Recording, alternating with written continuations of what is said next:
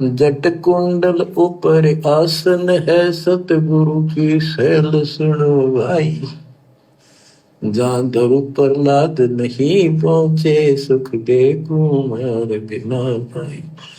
उसका सबका प्रमाण दे दिए सारे काल के जाल में। केवल एक मालिक गया है या उसके लाइन पर जो चलेगा उसको लेके जाएगा। क्या कह रहे हैं? केवल एक मालिक गया है। तो 650 साल पहले कौन गया था सह शरीर? एक मालिक, कबीर जी। और फिर आगे क्या कह रहे हैं गुरु जी? या फिर जो उसकी लाइन पे चले थे, यानी जिन जिन ने नाम लिया था 650 साल पहले, उनको लेकर जाएंगे। ये नहीं कहा कि वो भी गए थे। ध्यान से सुनना कि एक मालिक गया था या फिर जो उनकी लाइन पे लगे थे, यानी जो भक्ति पे लगे थे, कहते उनको लेकर जाएंगे। कब? अब लेके जाएंगे। ध्यान से सुनो। काल के जाल में केवल एक मालिक गया है या उसके लाइन पर जो चलेगा उसको लेके जाएंगे। तो बच्चों, परमात्मा की असीम रजा आपके ऊपर है। तो ऐसे गजब गजब वाणी ईब समझ में आओगे आपके। ये आ रही है ना समझ में? क्या कह रहे हैं गुरु जी कि बच्चों ये अजब गजब वाणियां आपके ईब समझ में आएंगी। अब आपके समझ में आएंगी ये वाणियां। अब बोलो भाई और बहनों, गुरु जी तो अब हिसार जेल से विशेष संदेश के माध्यम से ये सारी बातें बता रहे हैं, और इस दास को खड़ा करके अपना आशीर्वाद दे के परमात्मा पिछले 8 साल से यही सारी बातें बुलवा रहे हैं। एक भी पॉइंट आपको इधर उधर नहीं मिलेगा जो सात संगति में बोल दिया गया। दास कब से चिल्ला रहा है कि एक भी पार नहीं हुआ 64 लाख में। आपका नानक भी इधर ही है, सारे इधर के इधर पड़े हैं, रामानंदर, आपके सर्वानंदर, सब मीराबाई वगैरह, अर्जुन सर्जुन वगैरह। लेकिन लोग मजाक उड़ाते थे, ये पागल हो गया, कह रहा नानक जी भी पार नहीं हुए। गुरु जी तो कह रहे हैं कि हम सुल्तानी नानक तारे दादू को उपदेश दिया। दास ने कहा रे भैया नहीं हुए, अब है वो पार होने का समय। तो गुरु जी कह रहे हैं बच्चों अब आपके समझ में आएंगी ये वाणियां सारी। क्यों आएंगी समझ में? क्योंकि अब हमें गुरु जी ने साध संगति से जोड़ दिया। साध संगति से जुड़कर हमने गुरु को परमात्मा मान लिया। गुरु को परमात्मा मानने से गुरु अपना आशीर्वाद देता है। गुरु के आशीर्वाद से हमारा ज्ञान योग खुलता है और फिर हमें गूढ़ रहस्य समझ में आने लगते हैं। इसलिए गुरु जी कह रहे बच्चों अब आपको समझ में आएंगी ये वाणियां। ये सत्संग उन आश्रम वालों के समझ में नहीं आएंगे, बिल्कुल ही नहीं आएंगे। उन्होंने तो 2 साल पहले सुन ही लिए। ये सत्संग तो गुरु जी के 2 साल पहले नामदान सेंटर पे आ चुके हैं। अरे 2 साल पहले ये लोग सुबह सुबह जाया करते थे 4 बजे उठ के नामदान सेंटरों पे कि गुरु जी की ऑडियो आ रही है, गुरु जी की ऑडियो आ रही है। ये वही तो सत्संग है जो अब रिकॉर्ड करके भेजे जा रहे हैं। तो अगर इनके समझ में आना होता तो 2-2.5 साल पहले समझ में आ जाता। जिन्होंने हमारे से पहले सुने तो सुबह 4 बजे ठंडे माहौल में नहा धो के, कुछ पल्ले नहीं पड़ा इनके। अब परमात्मा ने दया बख्शी, उन सत्संगों को यूट्यूब पे डलवा रहे हैं और हम सत्सेवकों के माध्यम से अब निष्कर्ष निकलवा रहे हैं कि बच्चों समझो, और उनको भी समझाओ, आश्रम वालों को भी जो आंखों पे काली पट्टी बांध के बैठे हैं। तो गुरु जी कह रहे बच्चों अब ये वाणी आपके समझ में आएंगी बड़ी आसानी से, क्योंकि अब हम साथ संगति से जुड़ गए और गुरु जी का आशीर्वाद मिल गया। परमात्मा की असीम रजा आपके ऊपर है। तो ऐसे गजब गजब वाणी ईब समझ में आओगे आपके। ये पहले आपको कंप्लीट ज्ञान समझाया, आपका विश्वास दसा दिया, कबीर इसको और सारे प्रमाण दे दिए। अब 10 जो बोलेगा सारी सत हृदय के अंदर जाएंगे आपके। गरीब कष्ट गुरु जी कह रहे हैं पहले आपके हृदय में जमा दिया Kabir is God, Kabir is God, और अब जो वाणियां बोली जाएंगी आपके हृदय में समाएंगी। तो सात संगति के माध्यम से परमात्मा ने दास को खड़ा करके भगत भाइयों के हृदय में जमा दिया पिछले 8 वर्षों से कि सतगुरु रामपाल जी इज गॉड, हमारे गुरु जी परमात्मा, हमारे गुरु जी कबीर जी। फिर उसके बाद ये सारी बातें बिल्कुल शीशे की तरह हमारे समझ में आने लग जाएंगी। तो गुरु जी कह रहे पहले आपके हृदय में जमाया कि Kabir is God, Kabir is God. कौन सा कबीर? वो दाढ़ी मूंछ वाला कबीर नहीं। उस दाढ़ी मूंछ वाले को गॉड मानने वाले तो आज भी गोबर के ढेर पे बैठे हैं, लड्डू जलेबी बर्फी के चक्कर में अपनी भक्ति का सत्यानाश कर रहे हैं। उनके ना समझ में आया ना आने वाला। अब हमारे समझ में आ रहा है क्योंकि हमने कबीर को पहचान लिया कि कबीर कौन है। वो कागज का टुकड़ा, दाढ़ी मूंछ वाली फोटो, या हमारे गुरुजी उसके बाद हमें ये चीजें समझ में आ रही है। अब कबीर इसको और सारे प्रमाण दे दिए। अब 10 जो बोलेगा सारी 7 हृदय के अंदर जाएगी। आप ग्रीव कस्तूरी नाम कबीर है, बिन छेड़े मैं कंत, आदि अंत की कहत हूँ, पटतर कोई न संत। कस्तूरी नाम कबीर है, बिन छेड़े मैं कंत। अब महकेगा, अब वो सुमरण काम करेगा हमारा, अब वो कस्तूरी की महक आएगी, अब वो तीनों समय की आरती करने का हमारे को फल मिलेगा, अब वो सत्संग सुनने का आनंद आएगा जब हम गुरु को परमात्मा मान लेंगे, भगवान मान लेंगे, इष्ट मान लेंगे, ज्ञान को आधार बनाएंगे। तब वो कस्तूरी की महक अपने आप फैलेगी, अपने आप।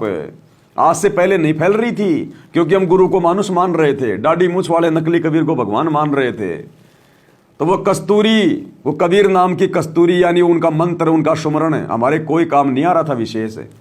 हम उस भाव से नहीं जप रहे थे। गुरु जी कह रहे अब महकेगी, क्योंकि अब तुमने गुरु को परमात्मा मान लिया, अब वो कस्तूरी महकेगी। बिन छेड़े मैं कंत, आदि अंत की कहत हूँ, पटतर कोई न संत।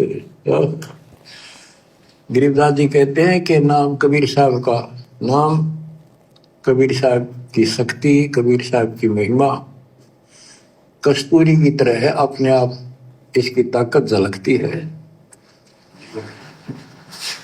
और आदि अंत स्टार्ट से लेकर आखिर तक बता देता हूं।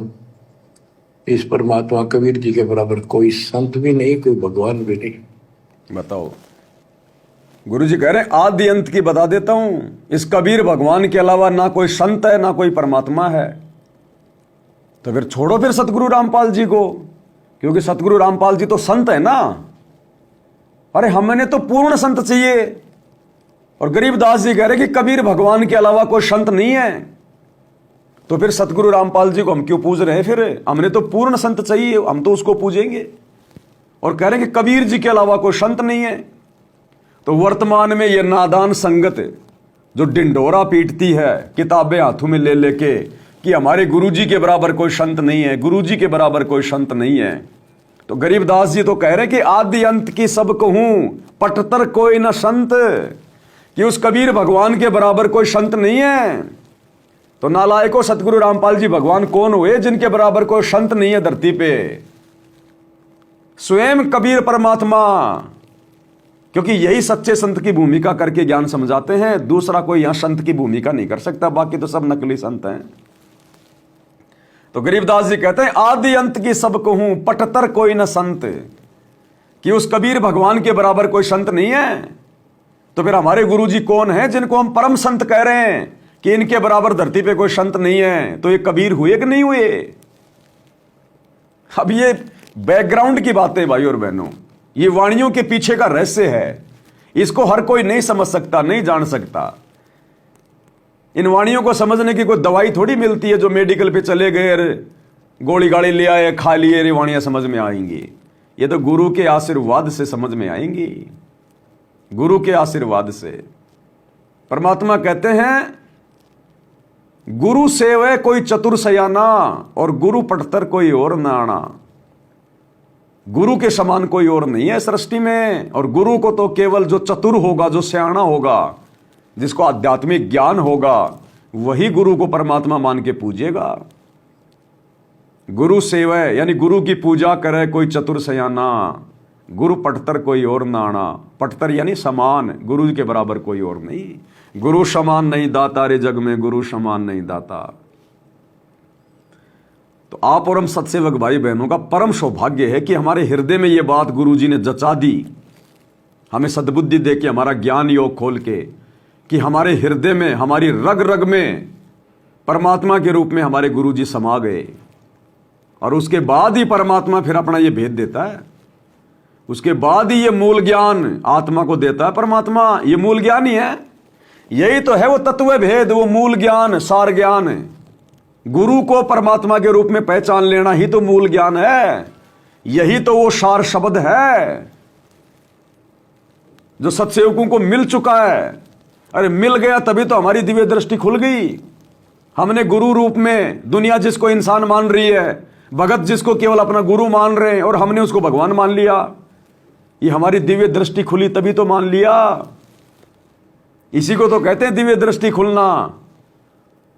और कोई दूरबीन थोड़ी बनाएगा गुरुजी हमारी आंखों को, वो दिव्य दृष्टि नहीं चाहिए हमने, वो दूरबीन वाली कि आंखों से सब कुछ देख लो, वो नहीं चाहिए हमने। पाखंड है वो, तो आडंबर है।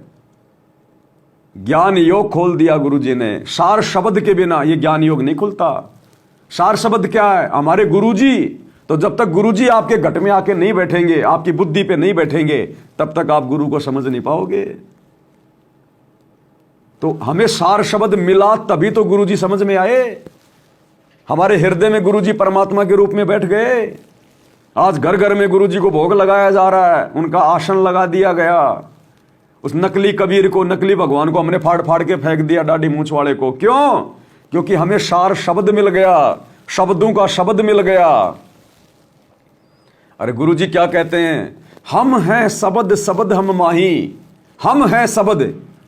कबीर परमात्मा क्या कह रहा है कि हम हैं शब्द, यानी मेरा शब्द रूप है। मेरा कोई हाड़ मांस का शरीर नहीं है, मेरा शब्द रूप है। मैं चाहूं जो कर सकता हूं, कैसा भी शरीर बना लूं, कुछ भी कर लूं, बड़ा हो जाऊं, छोटा हो जाऊं, सूक्ष्म हो जाऊं, कुछ भी। शब्द यानी शक्ति, पावर, वचन। तो क्या कह रहे हैं भगवान? हम हैं शब्द, कि मेरा शब्द रूप है और शब्द हम माही। और जिस शब्द से तुम आत्माओं की मुक्ति होगी वो शब्द मेरे अंदर है। तो शब्द में शब्द का होना क्या हुआ? सार शब्द। शब्द में शब्द का प्रवेश करना, सार शब्द। और वो शब्द फिर हमें प्राप्त होना, यानी गुरु शब्द रूप में आपके घट में आके बैठ जाएगा। घट ही में गंगा, घट ही में जमुना, घट ही में है जगदीश सतगुरु तारेंगे।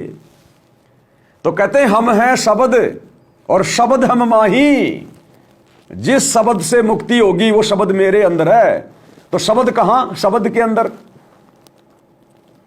और हम हैं शब्द, शब्द हम माही, और हमसे भिन्न और कछु नाई।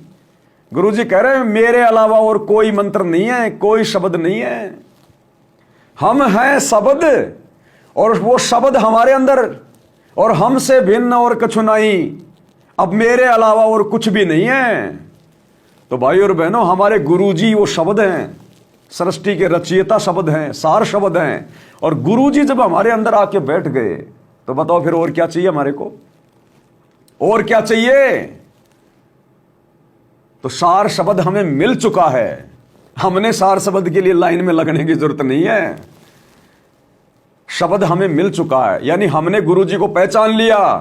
गुरुजी हमारे घर में बैठ गए, हमारे घट में बैठ गए सूक्ष्म रूप में।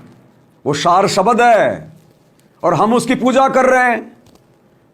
गुरु सेव है कोई चतुर सयाना, और गुरु पटतर कोई और नाना। गुरु के बराबर तो तेरा सार शब्द भी नहीं है, गुरु के बराबर तेरा सार नाम भी नहीं है, गुरु के बराबर तेरा सतनाम भी नहीं है। गुरु पटतर कोई और नाना, कोई चीज गुरु के बराबर नहीं हो सकती। और हम गुरु जी की पूजा कर रहे हैं, रोज उस शब्द की पूजा कर रहे हैं। तो यह है वास्तव में सार शब्द की भक्ति करना, सार शब्द का सुमरण करना, यानी गुरु जी को सार शब्द के रूप में जान लेना, पहचान लेना, और फिर गुरु को परमात्मा मान के आसन लगा के घर घर में बेड लगाना, गुरु जी को भोग लगाना, गुरु जी पे चवर करना, गुरु जी की चरण सेवा करना और डर के भक्ति करना।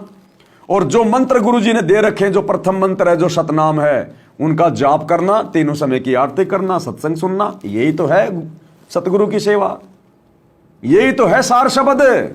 इसके अलावा और कुछ नहीं है। बाकी तो धक्के खाना है, धक्के। बाकी तो गुरु जी ने खुद अपने सत्संगों में स्पष्ट कर दिया कि बच्चों, जो सार शब्द है वो कोई मंत्र नहीं है, सार शब्द कोई दीक्षा नहीं है। जो इन आश्रमों में सार शब्द के नाम पर 1-1 लाख रुपए ले जा रहे हैं भक्तों से, मूर्ख बनाया जा रहा है। ओम सोहम सत कबीरा, ओम सोहम सत कबीरा। और गुरु जी क्या कह रहे हैं कि बच्चों, सार शब्द कोई दीक्षा नहीं है, तो फिर आश्रमों में क्यों दी जा रही है? गुरु जी कह रहे हैं सार शब्द कोई मंत्र नहीं है, सार शब्द कोई दीक्षा नहीं है, चौथी कोई दीक्षा नहीं होती। फिर इन आश्रमों में क्या दिया जा रहा है? ये 3 मंत्र सार शब्द के नाम पे दीक्षा दी जा रही, मंत्र दिए जा रहे।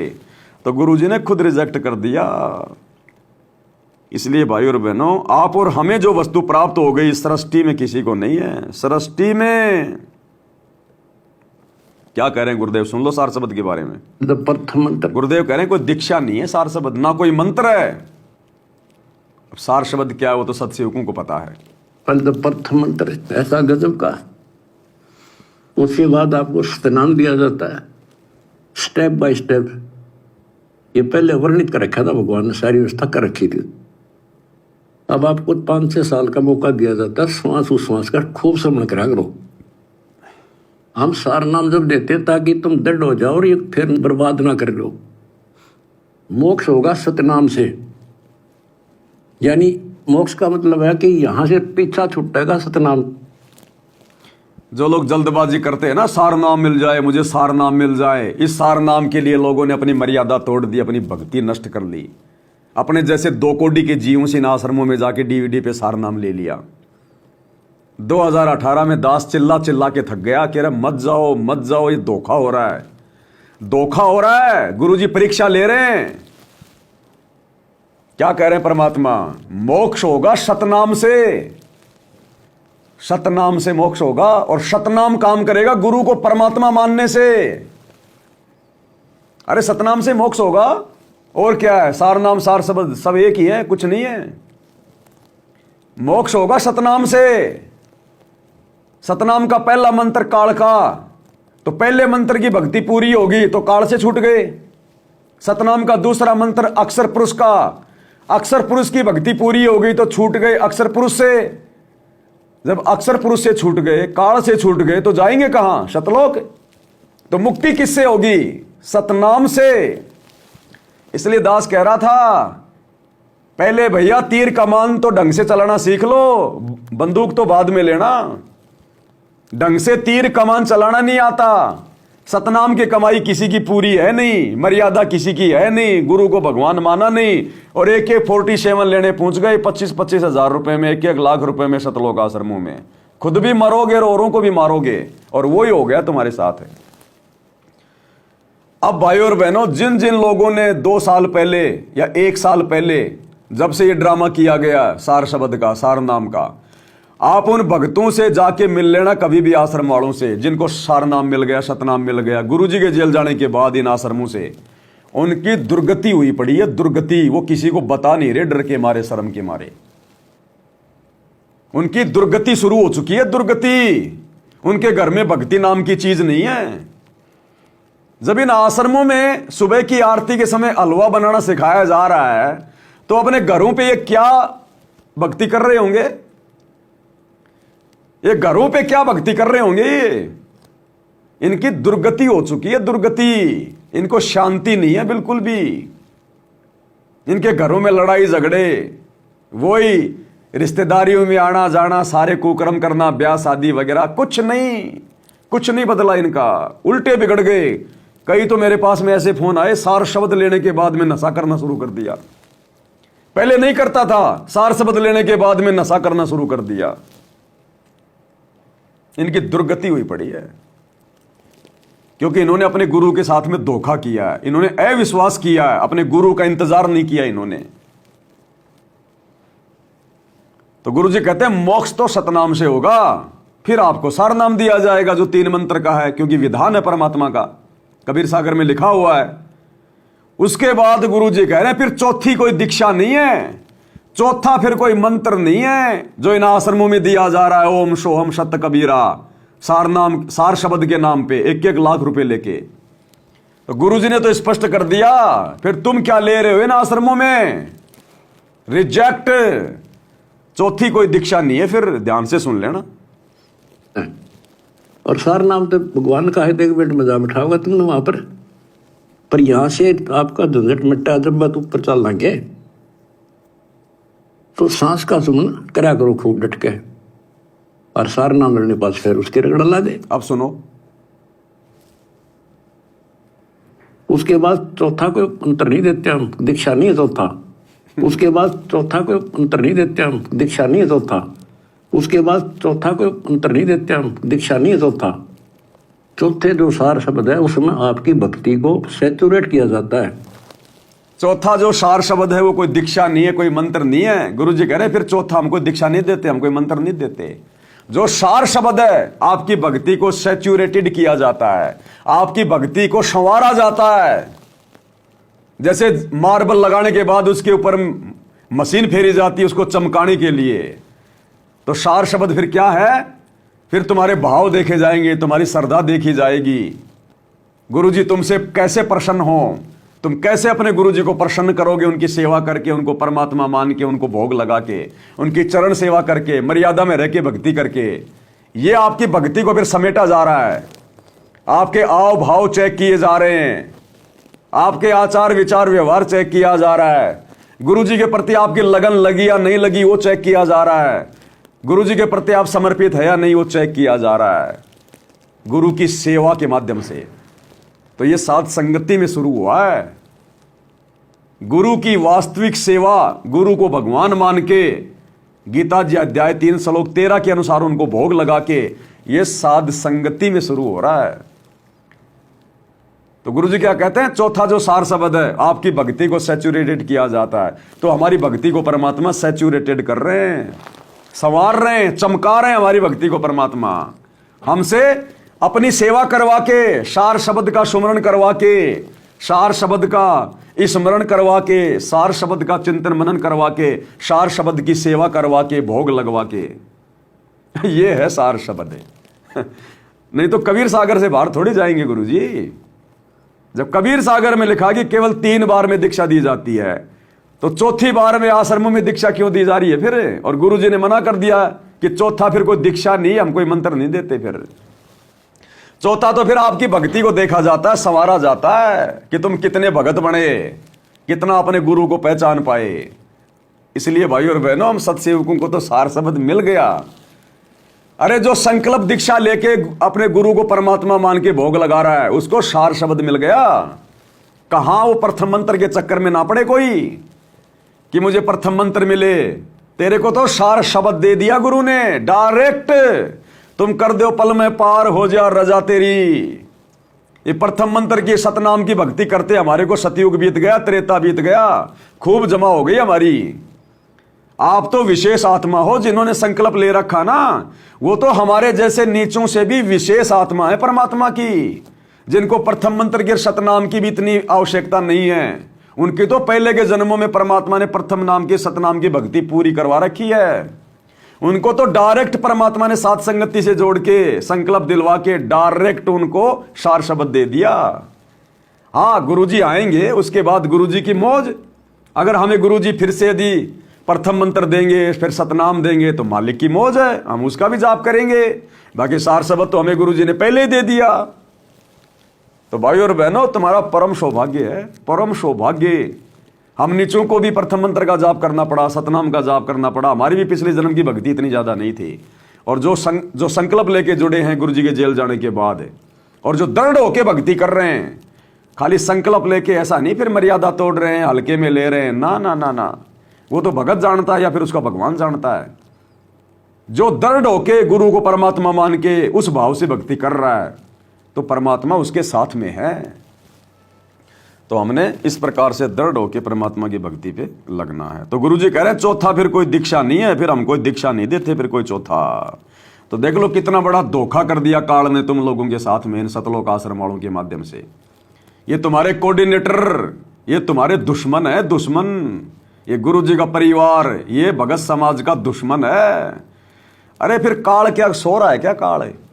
तुम्हें क्या लगा कलयुग की पिछली पीढ़ी में काल चद्दर ओढ़ के सो रहा है?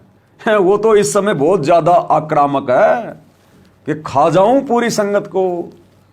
गुरुजी के परिवार में घुस के वही तो सारे उल्टे काम कर रहा है। इन कोऑर्डिनेटरों में कुप्रेरणा करके, कोऑर्डिनेटरों के अंदर भूत की तरह घुस के, जब वो श्री कृष्ण में घुस सकता है तो कोऑर्डिनेटरों में क्यों नहीं घुस सकता? गुरुजी के बेटा बेटी में क्यों नहीं जो है वो हो सकता प्रवेश? क्योंकि जो मर्यादा तोड़ देगा फिर परमात्मा दूर हट जाएगा, फिर काल उसको अपने कब्जे में ले लेगा। तो ये जितने भी कुकर्म संगत से करवाए गए हैं गुरुजी के जेल जाने के बाद 2019 में, जिस भूपेंद्र सिंह हुड्डा ने कांग्रेस सरकार के मुख्यमंत्री ने करोथा कांड करवाया आर्य समाजियों के साथ मिलके। गुरुजी को 21 महीने जेल में यातनाएं दिलवाई। 2019 में उसी भूपेंद्र सिंह हुड्डा को, काल के दूत को, और गुरुजी का नाम ले लेके गुरुजी के परिवार ने उसी को वोट डलवा दिए। तो ये दुश्मन नहीं तो हमारे दोस्त हैं क्या गुरुजी के परिवार वाले?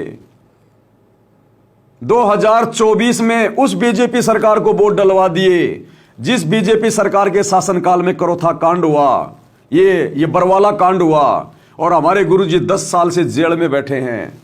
तो ये गुरुजी के परिवार वाले गुरुजी के दुश्मन नहीं तो और क्या है? राजनेताओं की रैलियों में भक्तों को धक्के खिला रहे हैं, बेचारों को भक्ति बर्बाद करवा रहे हैं। गुरुजी के ज्ञान में है कहीं, गुरुजी के सत्संग में है कहीं 2 कोटि के नेताओं की रैलियों में धक्के खाना? तो ये दुश्मन नहीं तो और क्या है? ये काल के एजेंट नहीं तो क्या है? जाट आरक्षण में भक्तों को बैठा दिया, करोड़ों रुपया भक्तों का दान का चंदे में दे दिया। ये हमारे दुश्मन नहीं तो और क्या है? गुंडों की सीबीआई जांच के समर्थन में भक्तों को खड़ा कर दिया। तो भक्तों में और गुंडों में क्या अंतर हो गया? तोड़वा दी मर्यादा, कर दिया गुरुजी को नाराज। जाटों की धर्मशाला बना रहे हैं मान बढ़ाई के लिए, भाईचारा निभा रहे हैं झूठा, भक्तों का पैसा बर्बाद करवा दिया दान का। 1 करोड़ रुपया भक्तों का बर्बाद करवा दिया जाटों की धर्मशाला में 5वां फ्लोर बनवाने में। ये हमारे दुश्मन नहीं तो और क्या है? गुरुजी ने तो मना किया। जीने की राह पुस्तक के वीडियो देखो कि पात्र कुपात्र विचार के ताही दीजे दान, और लेता देता सुख हरे।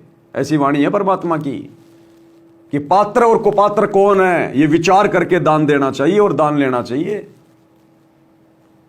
जब हमारे गुरुजी किसी भी अनुपदेशी से दान नहीं लेते, तो गुरुजी के दोनों बेटे उन जाटों को जो भक्ति से कोसों दूर हैं, उनको दान क्यों दे रहे हैं भक्तों का? उनकी धर्मशाला का 5वां फ्लोर क्यों बनाया 1 करोड़ रुपए में? ये गुरुजी से बड़े हैं क्या? जब भगवान अपना विधान नहीं तोड़ रहा और इन्होंने अपने गुरु का विधान तोड़ दिया, गले में माला डलवा के घूम रहे वहां पे राजा बाबू बन के, तो ये हमारे दुश्मन नहीं तो और क्या है? अरे भगवान यहां पे बंदर का खेल खिलाने आता है क्या? स्टेडियम क्यों बनवा दिया धनाना में? लोगों की सांसें बर्बाद करवाने के लिए। क्या परमात्मा दुनिया को खेल खिला के उनकी सांसें बर्बाद करवाएगा? क्या वो जगत वाले परमात्मा के बेटा बेटी नहीं है? क्या परमात्मा जगत के लिए खेल खिलवाएगा और भक्तों के लिए बंद करवा देगा? भगत तो शराब मत पियो, जगत वाले शराब पियो। क्या गुरुजी दारू के ठेके खुलवाएगा? क्या गुरुजी जगत वालों के लिए दारू के ठेके खुलवा देगा क्या? कि भाई खाली मेरे भक्तों ने दारू नहीं पीनी, बाकी जगत वालों के लिए चाहे दारू के ठेके खोल दो। मेरे भगत गेम नहीं खेलेंगे, बाकी जगत वालों के लिए बैडमिंटन का स्टेडियम बना दो। ये तो वही बात होगी, चाहे दारू का ठेका खुला दो, चाहे बैडमिंटन बनवा दो, नियम तो टूट ही गया। तो ये दुश्मन है भगत समाज के, गुरुजी के परिवार वाले, गुरुजी के बेटा बेटी, भाई बंधु रिश्तेदार। अरे और तो और हमारी सबसे बड़ी मर्यादा, मुसलमानों की कुरान शरीफ में भी लिखा कि वो अल्लाह ताला अपने भगत की, अपने साधक की हर प्रकार की गलतियों को माफ कर सकता है एक बार। चाहे शराब पी ली हो, चाहे मांस खा लिया हो, चाहे कुछ भी कर लिया हो, पर स्त्री गमन कर लिया हो, वो भगवान माफ कर देगा एक बार अल्लाह। लेकिन एक गलती जो अल्लाह ताला कभी माफ नहीं करता, वो है अनुपासना। अनुपासना करना या अनुपासना में सहयोग करना। और इन काल के दूतों ने, गुरुजी के बेटों ने, इन कोऑर्डिनेटरों ने अयोध्या में जाके, जहां श्री रामचंद्र जी की मूर्ति का अनावरण हो रहा था, रामलला मंदिर बना था, नरेंद्र मोदी ने आके उसका उद्घाटन किया था और दुनिया उसको देखने आ रही थी। अयोध्या में जाके काल पुजारियों के लिए श्री रामचंद्र जी के निमित्त होकर इन्होंने भंडारा लगा दिया। वहां को भंडारे का पैसा अपनी औरतों के जेवर बेच के नहीं करवाई इन्होंने, बेचारे भोले भाले भक्तों की ज्योति पाठ और दान का पैसा। एक मर्यादा बची थी, उसका भी इन्होंने सत्यानाश करवा दिया, तहस नहस करवा दी। अब गुरु क्या करे? क्या करे फिर गुरु? इसलिए गुरु ने इनको रिजेक्ट मार दिया, रिजेक्ट, कि जाओ अब तुम किसी काम के नहीं हो। हद होती है, समय होता है, एक सीमा होती है समझाने की। नहीं समझ पाए ये लोग। अंत में गुरु ने इनको रिजेक्ट मार दिया। तो भाई और बहनों, आप और हमारा सौभाग्य कि ये बकवादे 100 में भी हमारे दिमाग में नहीं आई।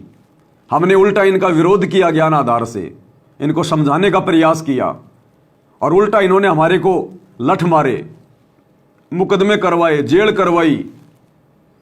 तो कोई बात नहीं, हम वही करेंगे जो हमारे बाप ने हमें सिखाया है, जो पिछले 30 साल से हमारे बाप ने किया, अज्ञान और पाखंड को खत्म करने के लिए जो संघर्ष किया। तो जो उनके असली बेटा बेटी होंगे वो भी अपने बाप के नक्शे कदम पे चलेंगे। तो जब आज हमारे बाप के घर में अगर उनका परिवार ही अगर काल प्रेरणा से पाखंड और अज्ञान फैलाएगा, तो हम सतगुरु के भगत कैसे चुप रह सकते हैं? इसलिए तो 10 साल से इनका सामना कर रहे हैं ज्ञान आधार से। इनके लठ भी खा रहे हैं, इनकी गालियां भी खा रहे हैं, इनके मुकदमे भी झेल रहे हैं, इनकी जेल भी झेल रहे हैं, लेकिन अपने धर्म कर्म से पीछे नहीं हट रहे। क्योंकि जो काम हमारा बाप कर रहा है, बाप उम्मीद करता है कि जब बेटा समझदार हो जाए तो मेरे काम में मेरा सहयोग दे। तो आज हम सत्सेवक भाई बहन, गुरु जी के बेटा बेटी, आज हम ज्ञान आधार से युवा हो गए, समझदार हो गए। अब हम अपने बाप के काम में सहयोग नहीं करेंगे तो और क्या करेंगे? अब वो नकली बेटा बेटी गुरु जी के, वो तो उसमें गंदगी फैला रहे हैं, और इधर सत्सेवक भाई बहन अपने पिता के मिशन में उसका सहयोग कर रहे हैं। इसलिए गुरु जी आप और हमसे प्रसन्न हैं, अति प्रसन्न है परमात्मा।